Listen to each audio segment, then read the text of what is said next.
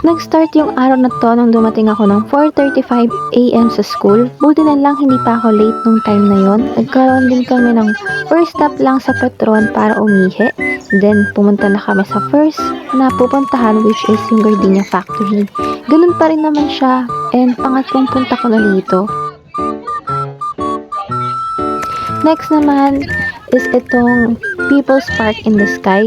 First time kong pumunta dito sa Tagaytay, and hindi ko alam na ganito pala kalamig dito. Ang ganda-ganda niya sa paningin. Sobrang breathtaking ng mga view na nakita ko dito. Shoutout nga pala kay Ma'am Krisha. Hello, Ma'am! And then, ayan, tingnan mo naman, napakaganda talaga ng views. Next naman is yung Picnic Grove Tagaytay.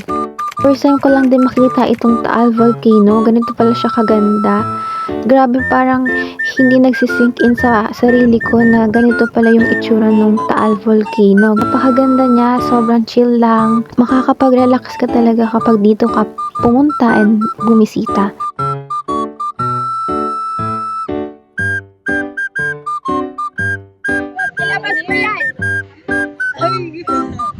Next naman syempre itong highlight ng trip na ito, which is itong Enchanted Kingdom. Ito naman sinakyan pagdating pa lang ng EK. Itong pinakabago nilang rides, which is itong EK Leap. I rate this ng 8 out of 10. Next naman is itong Vikings. Wala pa rin tatalo dito. Actually, inaya pa nga ako ng classmate ko na umupo sa pinakadulo. Kaya sobrang grabe, parang humihiwalay talaga yung kaluluwa ko nung sumakay ako dito. Pero nakaka-enjoy naman siya, masaya din naman siya. And I rate this ride ng 9 out of 10. Solid din to. Try nyo din, guys.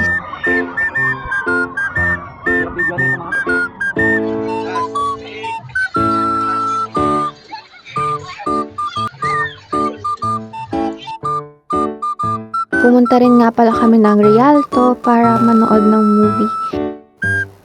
Next naman, itong Space Shuttle. Grabe talaga to. Ito pa rin talaga yung isa sa pinaka-extreme rides na nasakyan ko dito sa EK.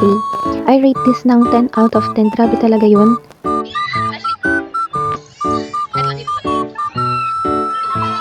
Sumakay nga rin pala kami ng drop tower. Hindi lang ako masyadong kita sa video. Grabe itong rides na to, talagang tanggal yung kaluluwa mo. I rate this ng 11 out of 10. Sobra.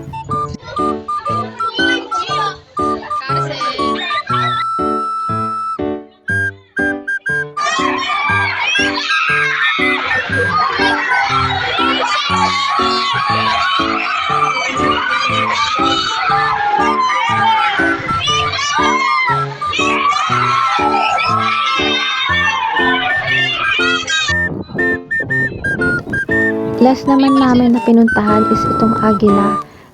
Pinuntahan namin to kasi sayang yung time, meron pa namang natitira kaya tinry na namin. First time ko lang itong puntahan. Akala ko kasi pang bata to noon, pero pwede rin naman pala kahit matanda. Talagang mag-e-enjoy ka rin naman pag pinuntahan mo tong Agila.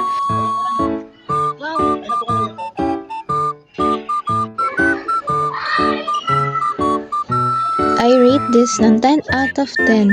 Yun lang guys, thank you for watching!